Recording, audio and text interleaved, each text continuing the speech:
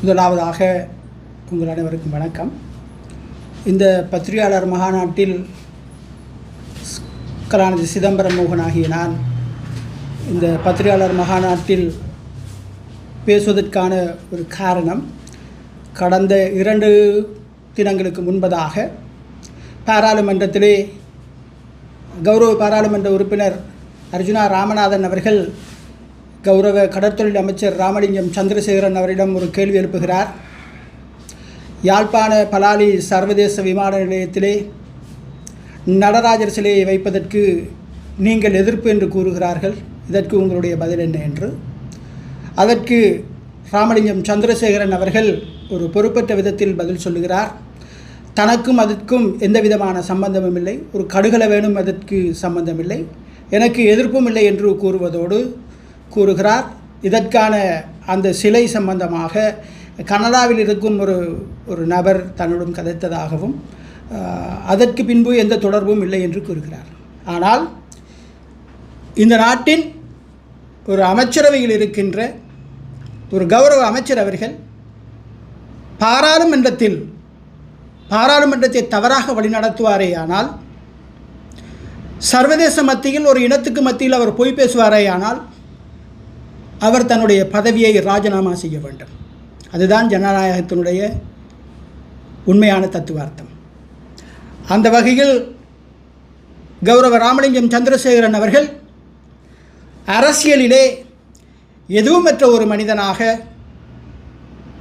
ஒரு யாசகனாகவே என்னுடைய பார்வையில் தெரிகிறார். நான் கூற வேண்டிய கட்டத்தில் இருக்கின்றேன். அர்ஜுனா ராமநாதன் அவர்களுடைய ஒரு பதிலுக்கு அவர் கூறுகிறார், இந்த விடயத்தை, இந்த நடராஜர் சிலை சம்பந்தமாக பேசியவர் பல கட்சிகளில் இருந்தவர், அவருடைய பெயர் சுப்பிரமணியம் என்று. மிகவும் வெட்கமான ஒரு விடயம். என்னிடம் யாசகம் பெற்ற ஒரு நபர்தான் இந்த ராமலிங்கம் சந்திரசேகரன் அவர்கள். நான் கௌரவமாக அவரை கூற வேண்டிய ஒரு சூழலில் அவர் அதனை இழந்து விட்டார். நான் லங்கா சமாஜவாத கட்சியே என்னுடைய பல்கலைக்கழகம். லங்கா சமாஜவாத கட்சியிலிருந்து நான் தலைவராக இருந்தவன். அந்த கட்சியில் ஒரு பகுதியில் எங்களை கட்சியிலிருந்து நீக்கிய பொழுது கலாநிதி விக்ரம்பாகு, வாசுதேவ நாணயக்கார, நான், போல் டேவிட், திலகசிறி, பல பேர், பரிஸ்டர் அண்ணாமலை எல்லாம் சேர்ந்து 77-78 ஆண்டு காலத்தில் நவசமாஜவாத கட்சியை ஆரம்பித்தோம். நவசமாஜவாத கட்சியில் எங்களுக்கு ஏற்பட்ட கட்சி பிரச்சனையின் பின்பு வாசுதேவ நாணயக்கார தலைமையில் ஜனநாயக இடதுசாரி முன்னணியை நாங்கள் ஆரம்பித்தோம். இதுவே என்னுடைய பல கட்சி வரலாறு. லங்கா சமாஜவாத கட்சியிலும் நான் தலைவராக இருந்த ஒருவன். நவசமாஜவாத கட்சியில் 78 ஆண்டு தமிழ் மக்களுக்கு சுயநிர்ணய உரிமை சம்பந்தமாக கதைத்த பொழுது முதலாவதாக தமிழ் மக்களுக்கு சுயநிர்ணய உரிமை உண்டு என்று கூறிய விக்ரம்பாகுவினுடைய கட்சியில் நான் இன விவகாரங்களுக்கான செயலாளராக இருந்தேன். அதன் பின்பு ஜனநாயக இடதுசாரி முன்னணியின் வாசுதேவ நாணயக்கார் அவருடைய அமைச்சில் தேசிய இனங்களுக்கான செயலாளராகவும், சர்வதேச இன விவகாரங்களுக்கான செயலாளராகவும், தேசிய மொழிகள் மற்றும் சமூக ஒருமைப்பாட்டு அமைச்சின் ஒருங்கிணைப்பு செயலாளராகவும் முழு இலங்கையிலும் இருந்த ஒருவன் என்ற வகையில் நான் இடதுசாரி அமைப்புகளில் என்று டி குணசேகர, வாசுதேவ நாணயக்கார, அந்த மட்டத்தில் தமிழர்கள் மத்தியில் நான் உயிரோடு இருக்கின்றேன். முழு இலங்கையிலும் கலாநிதி சிதம்பரம் மோகன் நான். ஆனால் மக்கள் விடுதலை முன்னணி என்ற அந்த அமைப்பில் ராமலிங்கம் சந்திரசேகரன் என்ற ஒரு நபர், பொதுவாக நான் கூற வேண்டும், மேதின காலங்களில் போஸ்டர் ஒட்ட வந்திருப்பாரே தவிர அவர் ஒரு அரசியல் தலைவராக ஒருபோதும் அவர் இருந்தது கிடையாது. அவ்வாறு இருந்திருப்பாரே ஆனால் மக்கள் விடுதலை முன்னணியில் தமிழ் மக்களுடைய பிரச்சனையை அவர் தீர்ப்பதற்கு அவர் நியாயமான நடவடிக்கைகளை அவர் கையாண்டிருக்க வேண்டும். அதனை அவர் செய்யவில்லை. இன்று மக்கள் விடுதலை முன்னணியின் உயிரோடு இருக்கும் தலைவர்களாக ராஜா விஜயசிங்க அவர்களும் லயனல் போப்பகே அவர்களும் என்னை அறிந்தவர்கள். இவர்களெல்லாம் தலைவர்களாக இருக்கின்ற பொழுது கௌரவ அனுரகுமார திசாநாயக்க அவர்கள் இந்த நாட்டின் ஜனாதிபதியாக வந்திருக்கிறார். பிரதம மந்திரி அவர்கள் வந்திருக்கின்றார்கள். டில்வின் சில்வா அவர்கள் எல்லாம் இருக்கிறார்கள். அவர்கள் எல்லாம் சிங்களவர்களான போதிலும் என்னை அறிந்தவர்கள். ஆனால் இந்த ராமலிங்கம் சந்திரசேகரம் என்ற இந்த அமைச்சர், அவர் தான் பிறந்த உடப்பு சல்லாவை என்ற தோட்டத்தில் கம்பஹா என்ற அந்த கம்பாயம் என்ற தோட்டத்து மக்கள் இன்னும் தங்களுடைய லயன் கூரைகளிலே மணலை அடுக்கி வைத்து தான் வாழ்ந்து கொண்டிருக்கிறார்கள். அந்த மக்கள் மிகவும் பாவமாக வாழ்ந்து கொண்டிருக்கிறார்கள். 200 வருடங்களுக்கு பின்பும் கூட இவருடைய ஆட்சியிலும் அந்த மக்கள் தங்களுடைய கூரையில் மண்ணை கட்டி கொண்டிருக்கிறார்கள்.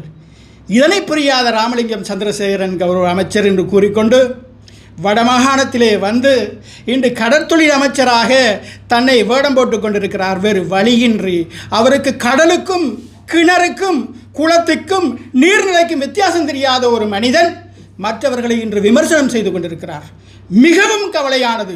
மலையக மக்களையும் ஏமாற்றி, ஈழத்தமிழர்களையும் ஏமாற்றி, சிங்கள மக்களையும் ஏமாற்றி இன்று வயிறு வளர்க்கின்ற ஒரு யாசகனாகவே அவர் இருந்து கொண்டிருக்கிறார். ஆகவே நாங்கள் வெட்கப்பட வேண்டும். அவர் ஒரு கௌரவ அமைச்சராக இருக்க வேண்டிய ஒரு மனிதன் சராசரியாக இந்த நாட்டில் தமிழ் மக்கள், சிங்கள மக்கள், இஸ்லாமிய மக்கள், சகல மக்களும் ஒற்றுமையாக வாழக்கூடிய ஒரு சூழலை உருவாக்க வேண்டும் நம்பிக்கையின் பேரில் நான் வாழுகின்ற வட்டுக்கோட்டையில் 12,500 வாக்குகள் அனுரகுமார திசாநாயக் அவர்களுக்கு நாங்கள் பெற்றுக் கொடுத்தோம். அனுரகுமார திசாநாயக் இந்த நாட்டில் ஒரு வரலாற்றிலே மீண்டும் ஒரு முறை ஒரு மாற்றுத் தலைமைத்துவம் வர வேண்டும் என்று நாங்கள் தோல்வி அடைந்து விட்டோம் கௌரவ ராமலிங்கம் சந்திரசேகரன் அவர்களால். இது ராமலிங்கம் சந்திரசேகரன் அவர்களுக்கு அல்ல பாதிப்பு. எந்த மேலாதிக்க அரசாங்கங்களெல்லாம் தோற்கடிக்கப்பட வேண்டும் என்று நாங்கள் நினைத்தோமோ, எந்த முதலாளித்துவ சக்திகளெல்லாம் அழிய வேண்டும் என்று நினைத்து நாங்கள் சிகப்பு கொடி பறக்கிறது என்று நினைத்தோமோ, ஆனால் இனிவரும் யுகத்தில் கூட இந்த சிகப்பு கொடியை பறக்கவிட முடியாத ஒரு சூழலை வடமாகாணத்தில் உருவாக்கி வைத்து விட்டார் எங்களுடைய கௌரவ ராமலிங்கம் சந்திரசேகரன் அவர்கள். ஒரு காலத்தில் கந்தையா என்ற ஒரு பாராளுமன்ற உறுப்பினர் இருந்தார், வி பொன்னம்பலம் இருந்தார், கார்த்திகேஸ் மாஸ்டர் இருந்தார், காராளசிங்கம் இருந்தார், வைத்திலிங்கம் இருந்தார், ஏன் இன்றும் கூட செந்தில் இருக்கிறார். நாங்கள் எல்லோரும் இருக்கிறோம். நாங்கள் இடதுசாரிகள். அதிகாரத்தில் நாங்கள் இல்லாத போதிலும் தமிழர்களுக்கு எதிராக ஒரு துளி அளவேனும் நாங்கள் கதைக்காதவர்கள். தமிழர்களுடைய சுயநிர்மையை நாங்கள் அங்கீகரிக்கிறவர்கள். வர்க்க போராட்டத்தை அன்றும் இன்றும் என்றும் ஆதரிக்கிறவர்கள். யுத்தம் முடிந்த பின்பு இன்று கதைக்கின்ற இந்த ராமலிங்கம் சந்திரசேகர் அவர்கள்தான், இவர்களுடைய குடும்பம், இவர்களுடைய அரசியல்வாதிகள் தான் மஹிந்தவிடம் சென்று யுத்த வெற்றிக்காக பால் சோறு சாப்பிட்டவர்கள். நாங்கள் பால் சோறு சாப்பிடவில்லை. நாங்கள் மஹிந்த ராஜபக்ச அவர்களுக்கு சொன்னோம், நாங்கள் பால் சோறு சாப்பிடுவதானால் தமிழ் மக்களுடைய பிரச்சனை தீர்க்கின்ற பொழுது, தமிழர்களுடைய அரசியல் தீர்வு காணுகின்ற பொழுது நாங்கள் எல்லோரும் ஒன்றாக பால் சோறு சாப்பிடுவோம் என்று கூறி பால் சோறு சாப்பிடாதவர்கள் நாங்கள். அவ்வாறு பால் சோறு சாப்பிட்டவர்கள். அது மட்டுமில்லை, வவனியாவிலிருந்து வீரவன்ச தலைமையில் தமிழர்களை கடுமையான சண்டை காலத்தில் யாழ் வவனியாவுக்கு துரத்திய பொழுது எதிராக நின்றவர்கள் நாங்கள். ஆகவே கௌரவ ராமலிங்கம் சந்திரசேகரன் அவர்களுக்கு வரலாறு தெரியாது, அரசியல் தெரியாது, அவர் பேசுகின்ற மொழி அவருக்கே தெரியாது. இந்த சூழலில் அவர் ஏனையவர்களை பார்த்து கூறக்கூடாது. நான் இடதுசாரி தலைவர்களில் இன்று சிரேஷ்ட தலைவர்கள் ஒருவராக யாழ்ப்பாண மக்கத்தில் வாழ்ந்து கொண்டிருக்கிறேன். அது மாத்திரமல்ல, தென்னிலங்கையில் 68,000 சிங்கள இளைஞர்கள் கொலை செய்யப்பட்ட பொழுது எவருமே பயந்திருந்த சூழலில் அன்று 68,000 சிங்கள இளைஞர்களுக்காக ஜெனீவா செல்வதற்காக மஹிந்த ராஜபக்ச அவர்கள் ஸ்ரீலங்கா சுதந்திர கட்சியின் தலைவராகவும் நவசமதமாஜ கட்சியின் சார்பில் வாசுதேவ நாணயக்கார அவர்களும் செல்லுகின்ற பொழுது அந்த காலத்தில் அந்த பயல் கோப்புகளை விமான நிலையத்துக்கு கொண்டு செல்ல முடியாது. அந்த விமான கோர்ப்புகளை கொண்டு செல்வதற்கு ஒரு காலத்தில் தினகரனில் இருந்த ராமமூர்த்தியும் நானும் சென்றிருக்கிறோம். ஆகவே இவர்களை அன்று ஐக்கிய தேசிய கட்சியின் கொலைகார கும்பலிடமிருந்தும் காப்பாற்றியவர்கள் நாங்கள். ஆகவே மக்கள் விடுதலை முன்னணி 100% இடதுசாரிகளாகவோ அல்லது ராமலிங்கம் சந்திரசேகரன் அவர்கள் இடதுசாரி வழிவந்தவராகவோ இல்லை. இவர்கள் எல்லாம் உண்மையாய் உணர்ந்து கொண்டு எதிர்காலத்திலாவது இவர்கள் இடதுசாரிகளாக வளர வேண்டும். நான் கூற வேண்ட விடயத்தை நான் கூற வேண்டும். இந்த சந்தர்ப்பத்தில் 2025ஆம் ஆண்டு தை மாதம் 18ஆம் தேதி பிற்பகல் 2 மணிக்கு நாங்கள் ஒரு கலந்துரையாடலின் பேரில் நடராஜர் சிலையை லண்டனில் இருந்த ஒரு அம்மையார் ஏறக்குறைய 20 லட்சம் பெறுமதியான செலவில் எங்களுக்கு சிலையை அன்பளிப்பு செய்திருந்தார். அந்த சிலையை நல்ல நோக்கத்திற்காக நான் ஒரு தமிழ் பௌத்த அமைப்பின் தலைவர் என்ற வகையிலும் இந்து பௌத்த ஒற்றுமைக்கான தலைவர் என்ற வகையிலும் அந்த சிலையை பூசை பண்ணுவதற்காக அல்ல, பலாலி விமான நிலையத்திலும் கட்டுநாயக்க விமான நிலையத்திலும் புத்த பகவான் இருப்பது போல் எங்கள் தில்லை நடராஜனும் இருப்பதன் மூலமாக இலங்கைக்கான கலாச்சாரத்தை சர்வதேசம் புரிந்து கொள்ள வேண்டும் என்ற நோக்கத்தோடு அந்த சிலையை வைப்பதற்கு நாங்கள் எல்லா விதமான முயற்சிகளையும் செய்து அந்த சிலையை சந்தையிலிருந்து ஊர்வலமாக நாங்கள் சென்றோம். அந்த விழாவிற்கு கௌரவ சுனில் செனவி கலாச்சார அமைச்சர் அவர்களும் இன்று பாராளுமன்றத்தில் என்னை சுப்பிரமணியம் என்று பெயர் மாறி கூறுகின்ற ராமலிங்கம் அவர்களும் பொங்கல் பானைக்கு அரிசிட்டார்கள். அந்த மேடையிலே பேசினார்கள்.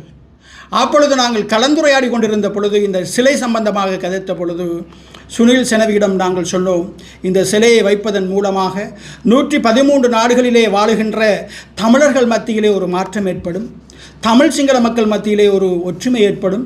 இதனை நாங்கள் பூஜை பண்ணுவதற்காக அல்ல, ஒரு கலாச்சாரமாக நாங்கள் இதனை பேணி பாதுகாப்பதற்கு உதவ வேண்டும் என்று கேட்ட பொழுது அவருடைய முகபாவனையில் அவருடைய செயலில் அது முழுமையாக ஏற்றுக்கொண்ட நிலையில் இவர் சிங்களத்தில் சொன்னதை நான் கூறுகிறேன். අපි මේ ගැන අපිට දැන් වෙන විදියකට හිතන්නත් බෑ.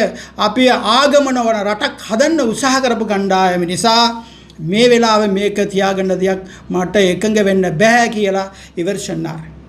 இவ்வாறான ஒரு மதசார்பற்ற நாடை உருவாக்குகின்ற இந்த சூழலில் நாங்கள் இந்த சிவன் சிலையை வைப்பதற்கு எனக்கு அதில் உடன்பாடு இல்லை என்பது போல் கூறியவுடன் சாட்சியாக டாக்டர் சாமேந்திர விக்ரமராஜ், எங்களுடைய மீகாஜேந்திர ஸ்ரீ விமலகிமி யாழ்ப்பாண சுவாமிகள் நாகவிகாரி தலைமை பீடாதிபதி அவர்கள், கலாநிதி கந்தையா சிவராஜா, நாங்கள் எல்லோரும் அந்த கலந்துரையாடலில் இருந்தோம்.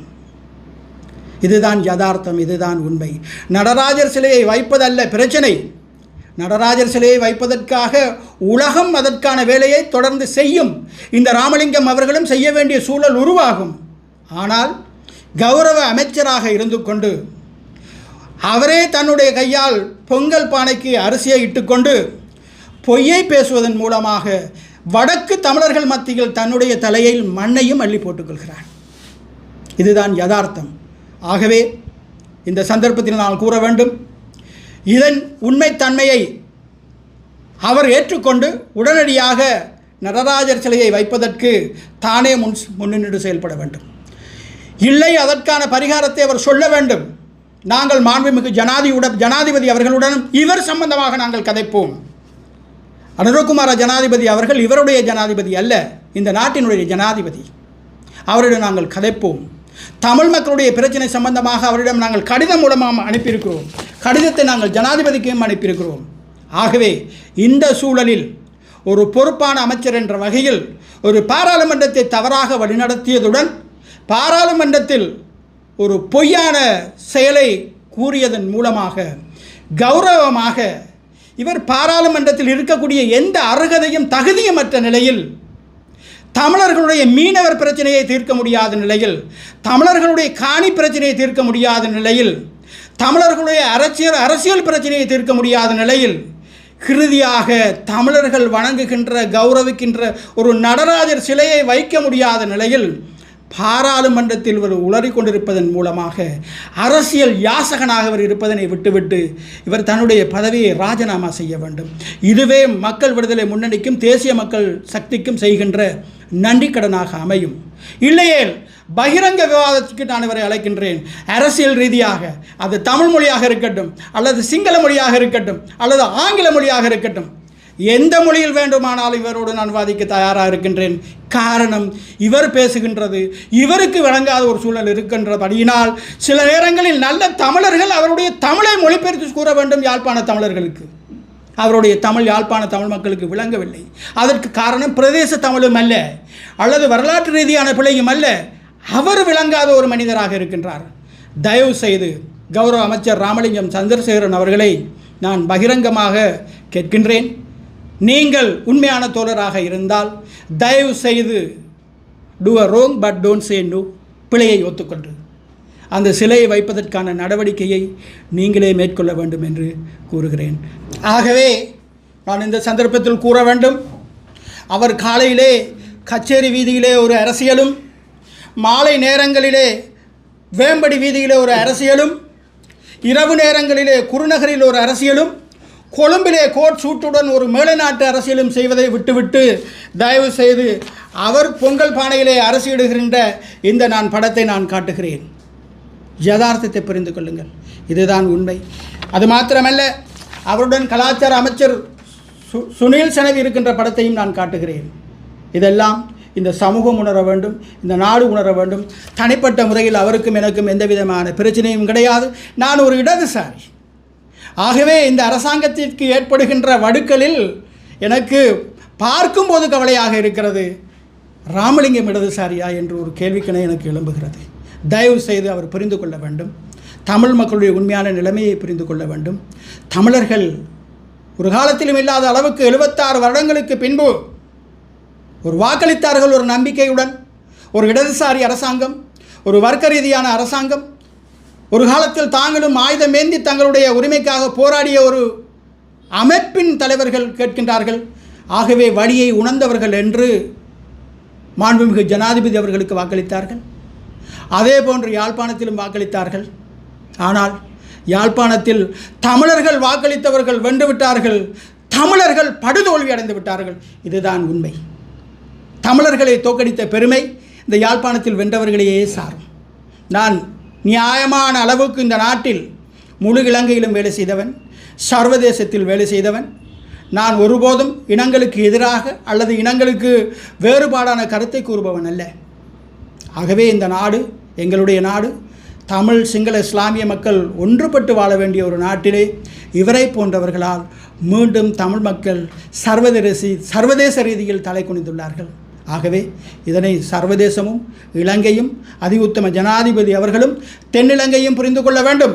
மீண்டும் கூறுகிறேன், எதிர்வரும் காலங்களில் அபிவிருத்தி குழு மகாநாடு நடைகின்ற பொழுது உண்மையிலே இவர் கூற வேண்டும், எங்களுடைய கௌரவ அமைச்சர் பிமல் ரத்நாயக்க அவர்கள் வடமாகாணத்தின் அபிவிருத்தி குழு அமைச்சரா அல்லது ராமலிங்கம் சந்திரசேகரனா என்று. உண்மை புரியாத நிலையில் தமிழ் மக்களுக்கு அபிவிருத்தியும் இல்லை, எந்தவிதமான இதுகளும் இல்லை. இது யார் அபிவிருத்தி குழு தலைவர் என்று தெரியாத நிலையில் அரசாங்க அதிபர் ஒருபுறம், ஆளுநர் இன்னொரு புறம், இவர் இன்னொரு புறம், மக்கள் நடுத்தெருவில் நிற்கின்ற ஒரு சூழல் இருக்கிறது. ஆகவே தயவு செய்து இந்த மக்களை காப்பாற்ற வேண்டிய பொறுப்பு இந்த நாட்டின் ஜனாதிபதி கௌரவத்துக்குரிய அனுரகுமார திசாநாயக்க அவர்களுக்கு இருக்கிறது.